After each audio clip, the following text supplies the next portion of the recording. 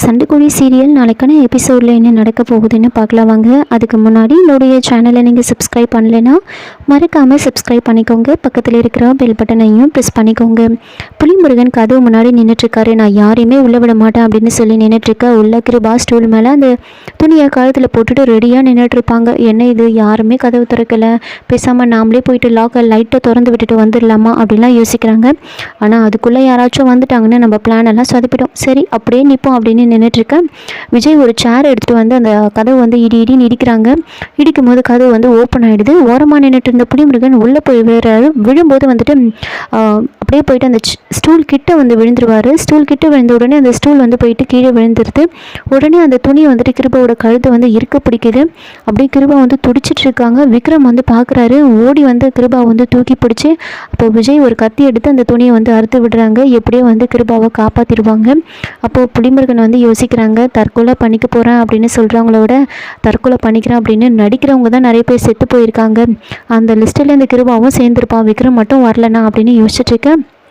விக்ரம் வந்துட்டு கிருபா கிட்ட வந்து கேட்குறாங்க, என்ன பிரச்சனை உனக்கு, எதுக்காக நீ இப்படியெல்லாம் பண்ணுற, உனக்கு ஏதாவது ப்ராப்ளம்னா மற்றவங்க கிட்ட சொல்லலாம்ல, உனக்காக நான் இங்கே ஒருத்தன் இருக்கும்போது நீ எதுக்காக இந்த மாதிரி ஒரு முடிவெடுத்த, என்ன சொல்லு மகா அப்படின்னு கேட்க கிருபா வந்து அமைதியாக இருக்காங்க.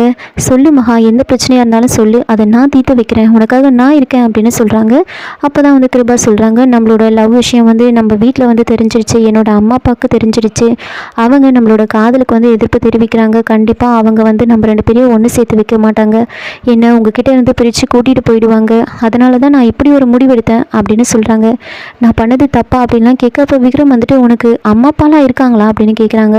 என்ன விக்ரம் எப்படி சொல்கிறீங்க, எனக்கு அம்மா அப்பா அண்ணன் எல்லாருமே இருக்காங்க அப்படின்னு சொல்கிறாங்க. அப்போது நந்தினி வந்துட்டு நீ பண்ணது தப்பு மகா, இந்த விஷயத்தை நீ என்கிட்ட சொல்லியிருந்தனா நான் வந்து உங்கள் வீட்டில் பேசியிருப்பேன்ல, நான் உங்கள் அம்மா அப்பாவை சம்மதிக்க வச்சுருப்பேன்ல, விக்ரம் மாதிரி ஒரு பையனை அவங்க கண்டிப்பாக வேண்டான்னு சொல்ல மாட்டாங்க அப்படின்னு சொல்ல, அதுக்கு கிருபா வந்துட்டு அதுதான் இல்லை ஆண்டி, என்னை வந்து என்னோட அத்தை பையனுக்கு கல்யாணம் பண்ணி வைக்கணும்னு முடிவு பண்ணிட்டாங்க அப்படின்னு சொல்கிறாங்க. அதை கேட்டு நந்தினி, சரி எத்தனை பேர் வந்துட்டு அம்மா அப்பாவோட விருப்பத்தை மீறி கல்யாணம் பண்ணிக்கிறாங்க, சந்தோஷமாக இருக்காங்க, அந்த மாதிரி இருந்துட்டு போங்க அப்படின்னு சொல்கிறாங்க. உடனே அம்மா என்னம்மா சொல்கிறீங்க அப்படின்னு விஜய் கேட்க, அதான் இவங்க ரெண்டு பேருக்கும் கல்யாணம் பண்ணி வச்சிடலாம் அப்படின்னு சொல்கிறாங்க. அதை கேட்டு விக்ரம் வந்துட்டு அம்மா என்னம்மா சொல்கிறீங்க, கல்யாணமா அப்படின்னு ஷாக் ஆக, ஆமாம் நீங்கள் ரெண்டு பேரும் லவ் பண்ணுறீங்க, உங்கள் ரெண்டு பேருக்கும் கல்யாணம் பண்ணி வச்சிடலாம் அப்படின்னு சொன்னதுமே விஜய் வந்துட்டு இப்போது விக்ரம் வந்துட்டு உங்ககிட்ட வந்து சொன்னானா அவன் லவ் பண்ணுறான் அப்படின்னு, கல்யாணம் வேணும்னு உங்ககிட்ட கேட்டானா அப்படின்னு கோவமாக கேட்க, ஆமாம் அவங்க ரெண்டு பேரும் லவ் பண்ணுறாங்க, நமக்கு தான் தெரியுமே, ஒரு அம்மாவா அவனுக்கு யாரை கல்யாணம் பண்ணி வைக்கணும்னு எனக்கு நல்லாவே தெரியும், அவங்க ரெண்டு பேருக்கும் கல்யாணம் பண்ணி வைக்கிறது தான் இதுக்கு ஒரே சொல்யூஷன் அப்படின்னு சொல்கிறாங்க.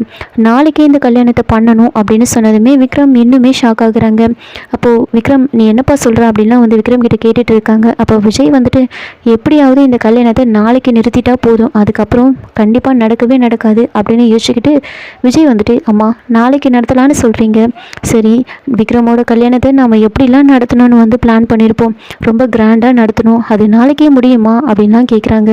அப்போது நந்தினி வந்துட்டு ஏன் முடியாது, பணத்தை போட்டால் அதெல்லாம் பண்ணிட்டு போகலாம், நான் பண்ணுறேன் அந்த மாதிரி அப்படின்னு சொல்கிறாங்க.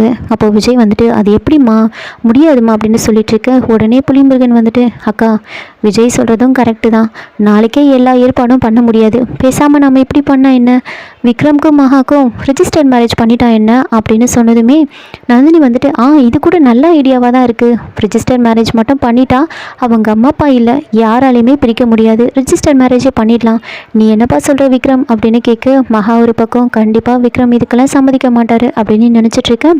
கிருபா ஒரு பக்கம் என்ன விக்ரம் அமைதியாக நின்றுட்டுருக்கீங்க, இதுக்கு தான் நீங்கள் என்னை காப்பாற்றுனீங்களாம், நான் அதுக்கு செத்தே போயிருக்கலாம், எதுவாக இருந்தாலும் என் முன்னாடியே நீங்கள் சொல்லிடுங்க, நான் போகிறேன், நான் போய் சாகுறேன் அப்படின்னு சொல்ல, அப்போது விக்ரம் வந்துட்டு கிருபாவோட கையை பிடிச்சி அம்மா உங்கள் விருப்பப்படி நீங்கள் என்ன செய்யணுமோ அப்படியே செய்யுங்க அப்படின்னு சொல்கிறாங்க.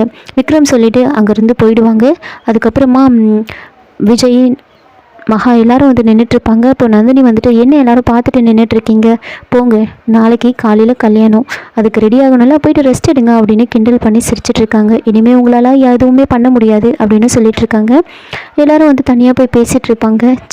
விக்ரமுக்கு பழசெல்லாம் ஞாபகம் வரப்போகுதுன்னு ரொம்ப சந்தோஷமாக இருந்தோம், ஆனால் இப்போது இப்படி ஒரு பிரச்சனை வந்து போயிடுச்சு, இப்போ நம்ம என்ன பண்ணுறது அப்படின்னு விஜய் வந்து புலம்பிட்டு இருக்க. இந்த பிரச்சனைக்கெல்லாம் காரணம் உங்கள் அம்மா தான், ஏன் தான் என் பொண்ணோட வாழ்க்கையில் எப்படி விளையாடுறாங்களோ தெரியல அப்படின்னு வந்து ஜோதி வந்து வந்து புலம்பிட்டு இருப்பாங்க.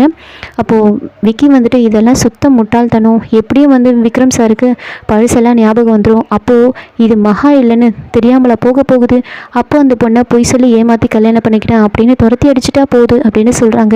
அதை கேட்டு விஜய் வந்துட்டு அப்படியெல்லாம் பண்ண முடியாது, சப்போஸ் அவள் வயிற்றுல வாரிசு வளர்ந்துட்டா நம்ம என்ன பண்ண முடியும், அவள் அப்படியே தான் உட்காந்துருவா, அவளை போகணும்லாம் சொல்ல முடியாது அப்படின்லாம் வந்து மாற்றி மாற்றி பேசிகிட்டு இருக்காங்க. இன்னொரு பக்கம் நாளைக்கான ப்ரோமோவில் வந்து போட்டிருக்காங்க, நந்தினி வந்துட்டு மகா வந்து ஏதோ பிளான் பண்ணியிருக்கிறது தான் வந்து புலிமுருகன் கிட்ட வந்து டிஸ்கஸ் பண்ணியிருப்பாங்க. அப்போ புலிமுருகன் வந்துட்டு அப்போ அந்த மகா வந்துட்டு நம்ம 3 பேரில் யாரையாவது ஒருத்தரை தூக்கணும்னு தான் பிளான் பண்ணியிருப்பான் அப்படின்னு சொல்லிட்டு இருக்கு. அப்போ நந்தினி வந்துட்டு அவளால் எதுவுமே பண்ண முடியாது அப்படின்னு சொல்லிட்டு இருக்காங்க. இன்னொரு பக்கம் மகா வந்து விஜய் ஜோதி கிட்டலாம் வந்து சொல்கிறாங்க, நாளைக்கு இந்த கல்யாணம் நடக்காது, அதை நான் பார்த்துக்கிறேன், நீங்கள் இதை நினச்சிலாம் கவலைப்படாதீங்க அப்படின்னு சொல்லிட்டு இருக்காங்க. இதோட இந்த எபிசோடு வந்து முடிச்சிருக்காங்க. என்னோட ரிவ்யூ பிடிச்சிருந்தா லைக் பண்ணுங்கள், மறக்காமல் சப்ஸ்கிரைப் பண்ணுங்கள். தேங்க்யூ.